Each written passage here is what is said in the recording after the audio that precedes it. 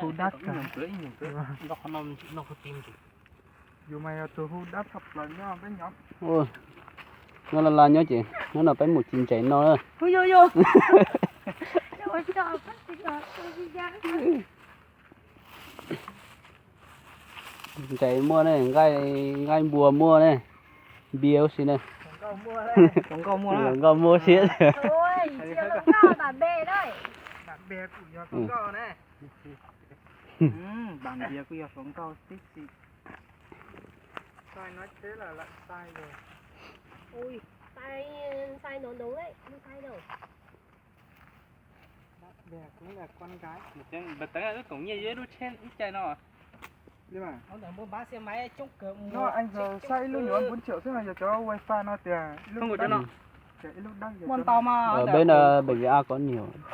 buôn bán Thái Nguyên xe cũ xe mới có xe trong đó rồi để bé chậu giữa tàu vậy cái chỗ nó Chà, giống mày như chó đi à. Mấy tụi tuổi nhá con nói đi. Chứ ở chỗ buồn rồi có nhớ là có thêm một giống là chạy chưa.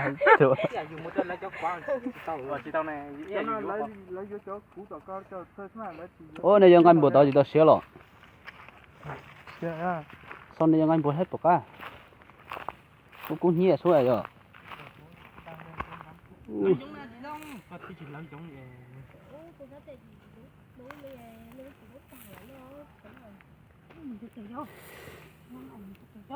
Nó nào biết chỗ nào mà tiền giống như cái chỉ nó đó chỉ một cái lại vô lên chạy á.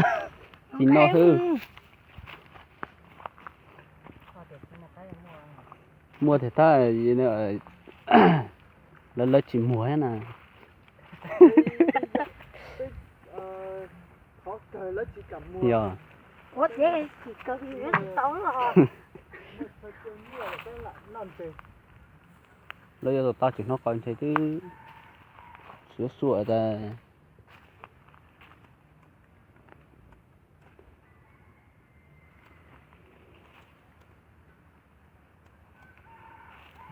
Chúng ta nếu cho tao chỉ ngó lọ ta. xe cho nó trông luôn này chỗ có xe cả thâu cũng như hết cao được xe à chỉ số mà tê Xuyên rồi. Cắt được rồi đấy. Ô chuẩn bị nó khách đáy rồi.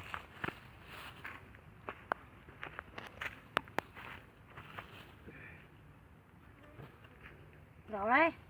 Rồi đấy. Mất chơi rồi. chỉ giống nó thế à Sống to thế này. Nó dưới bó đá thôi. Cho có thì thế là thì biết tôi xí ô thằng đây nói mà tôi què. Ta tính tôi một cái thing, có mà cho cú chuối muốn ô thằng thế ha giống liều. Ôi tòa hai nó là thế này. Thế là cái gì mà. Ê chỉ có làm mất đào sổ phải vữa ngắn thế. Chó tỏi cũng không bình hay cái hò. Đây nó Trong cái này là Ừ. Ngặt sợ. đúng là thà cái tiền to cho con Ủa hả lý số tên nọ. cái này nó sai. có chứ mấy người một tí ai cũng có Cái lý câu hồ. mấy người 100 Nằm mà nên mà nên canh cử. cái thuốc cái gì hả? Cho cái cao thế nè. Xe cái bạn. Cái này nó cái nè, có gì này nó có gì chứ? Cái bột tiền lo hò. Đây nha. Ôi giờ tụi nó giết một xong rồi. Ô, hả lý nó xíu.